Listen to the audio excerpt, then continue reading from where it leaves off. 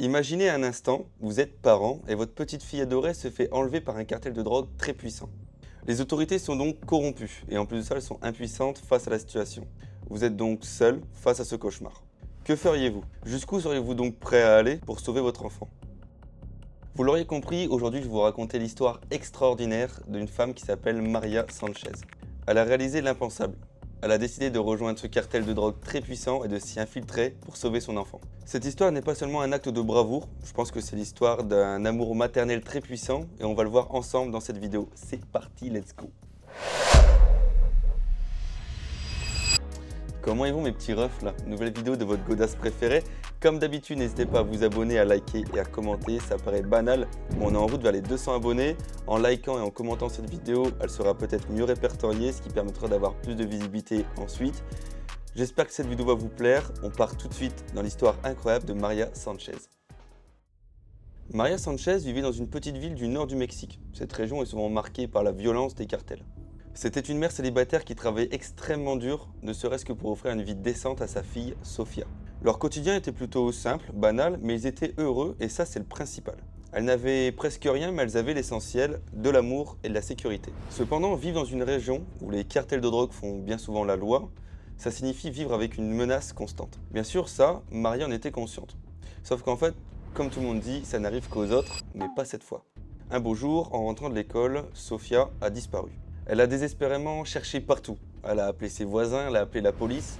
Sauf qu'au fond, tout le monde le sait très bien, Sofia a été enlevée par un cartel de drogue. Je pense que c'est un sentiment qui est indescriptible pour un parent, c'est un peu comme si le monde tout entier s'écroulait autour d'elle. Bien évidemment, elle ne se laisse pas abattre, elle va taper à toutes les portes, elle va supplier la police, mais en vain, personne n'est là pour l'aider.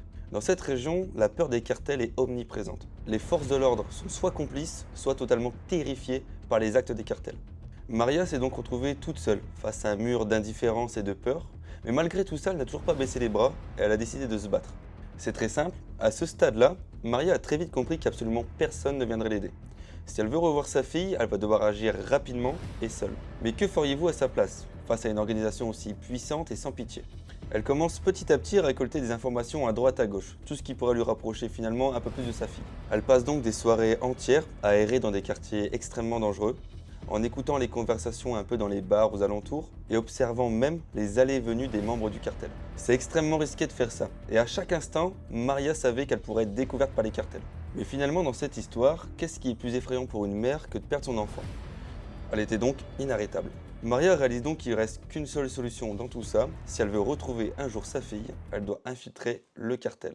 Cette décision est courageuse, peut-être, mais extrêmement dangereuse. Et l'idée est de se faire passer pour une recrue potentielle pour cette organisation. Évidemment, c'était pas si simple. Elle a dû complètement changer de look. Elle s'est rasé les cheveux, elle a changé sa façon de s'habiller, elle a même changé son nom. Et pour gagner leur confiance, comme je vous le disais tout à l'heure, elle a utilisé tout ce qu'elle a appris en les analysant.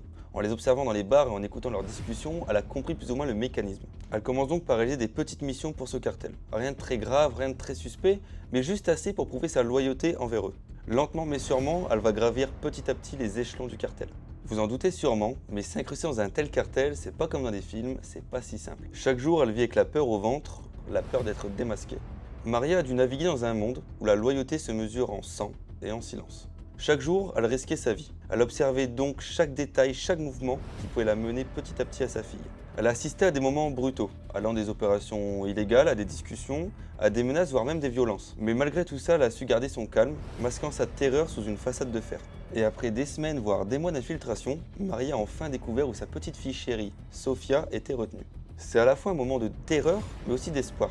Parce que Sofia était bien vivante, mais elle était toujours en danger. À ce moment-là, Maria sait qu'elle n'aura qu'une seule petite chance pour libérer sa fille. Elle n'a pas le droit à l'erreur. Tout doit être orchestré parfaitement. Pour préparer un plan d'évasion, petit à petit et de jour en jour, elle analyse ce que font les gardes, leurs horaires et leur façon de surveiller. En même temps que Sofia, il y avait d'autres prisonniers qui deviennent petit à petit complices de tout ça parce qu'ils partagent tous une seule envie, la liberté. Le soir de l'évasion, Maria avait le cœur battant. Mais elle était prête, parce que c'était ce soir ou jamais. Maria et ses complices se sont préparés en silence. Chaque geste était préparé à la perfection et le moindre mouvement avait été répété des dizaines et des dizaines de fois mentalement. Ils savaient tous qu'il n'y avait pas de seconde chance. Et au signal convenu, Maria a ouvert la porte de la cellule de Sofia. Et malgré le danger imminent, le regard de sa fille rempli d'espoir, d'amour et de peur lui a donné la force nécessaire pour continuer tout ça. Ils commencent donc à se faufiler dans des couloirs assez étroits, plutôt sombres, tout ça en évitant la ronde des gardes. Maria a le cœur qui bat 1000 à l'heure, mais malgré tout ça, elle arrive à mener tout ce petit groupe vers la sortie. Mais à chaque coin de couloir, à chaque virage, ils savaient tous qu'ils étaient à ça de se faire découvrir. À peine avaient-ils quitté ce bâtiment que l'alarme retentit. Absolument tout le cartel comprend très rapidement que les prisonniers se sont échappés et une chasse à l'homme est lancée. Maria attrape sa fille par la main et se lancent tous deux dans une course contre la montre à travers la nuit. Ils traversent à deux des terrains accidentés, des pentes abruptes, ils escaladent des rochers et se cachent même dans des buissons pour éviter les lampes torches et les faisceaux lumineux du cartel. Absolument chaque seconde compte. Et à chaque bruit de branche craquant ou un aboiement de chien, le cœur de Maria se glace totalement. Mais elle ne pouvait pas s'arrêter, pas maintenant. Après des heures et des heures de fuite, ils arrivent à retrouver refuge dans une petite cabane abandonnée, dans une forêt. Et pour la première fois depuis longtemps, Maria et Sofia ont pu souffler un petit peu. Elles sont extrêmement sales, elles sont épuisées, mais malgré tout ça, elles sont heureuses, parce que finalement, elles sont ensemble. Mais malgré tout ça, Maria sait qu'elles sont encore en danger, parce qu'en effet, le cartel ne va jamais s'arrêter de les chercher, et il faut reprendre la route le plus rapidement possible. Mais elles profitent tous deux de ce petit moment pour se câliner, se tenir l'un à l'autre et se rassurer. Et pour Sofia, pour la première fois depuis des mois, elle a ressenti un soupçon de paix. Après ce petit moment, elles reprennent leur périple, avec une seule destination très claire, la frontière. Parce que pour elles, c'est un symbole d'espoir et de liberté. Avec l'aide de quelques habitants qui comprennent la situation suite aux explications, elles arrivent à monter à bord de certains camions et finissent le trajet à pied. Toutes les deux, elles savaient très bien qu'il ne fallait jamais s'arrêter, coûte que coûte. Parce qu'en fait, à chaque fois qu'elles s'arrêtent, ça les expose de nouveau au danger d'être capturées. Alors qu'elles s'approchent de la frontière, le cartel a intensifié ses recherches. Les routes étaient surveillées et il y a carrément des hélicoptères qui patrouillaient au niveau des zones frontalières. Au bout d'un moment, elles se retrouvent quasiment piégées. Les hommes du cartel sont seulement à quelques mètres de Maria et Sofia. Elles se jettent alors toutes les deux dans un fossé, le souffle court en essayant de faire le moins de bruit possible. La lumière des véhicules des cartels les balaye de près, des lampes torches, mais malgré tout ça, elles ne se font pas repérer. Et chaque seconde est une question de vie ou de mort.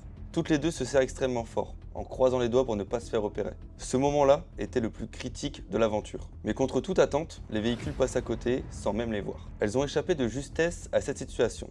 Mais cela a rappelé à Maria qu'elle reste malgré tout vulnérable. Après des jours de fuite, de peur et d'incertitude, Maria et Sofia ont enfin atteint la frontière. Elles sont toutes les deux épuisées, à bout de force, mais le sentiment de liberté est juste indescriptible. La frontière se présente un peu comme la fin d'un cauchemar, mais le début d'un nouveau chapitre également. En se tenant toutes les deux par la main, elles franchissent alors la ligne de séparation, les larmes aux yeux. Elles sont conscientes que leur survie, c'est le fruit d'un courage inébranlable et d'une détermination énorme. Après avoir traversé énormément d'épreuves, Maria et Sofia se sont enfin reconstruits dans un nouveau pays. Évidemment, ça n'a pas été si simple. C'était extrêmement difficile parce qu'elles ont dû repartir de zéro. Mais finalement, pour Maria, rien n'est plus précieux au monde que la liberté et la joie de sa petite fille.